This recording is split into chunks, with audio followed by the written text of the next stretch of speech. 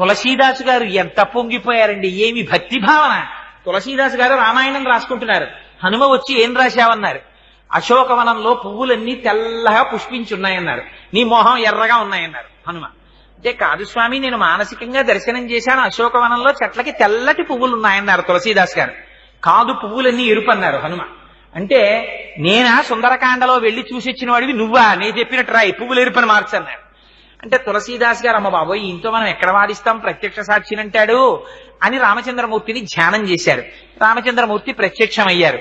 హనుమ ఏమిటి నీ ఎల్లరన్నారు. స్వామి, అశోకవనంలో పువ్వులు తెల్లగా ఉన్నాయని రామాయణం రాస్తున్నాడు తులసీదాసు, నేను చూసినప్పుడు ఎర్రగా ఉన్నాయి పువ్వులన్నీ అన్నారు.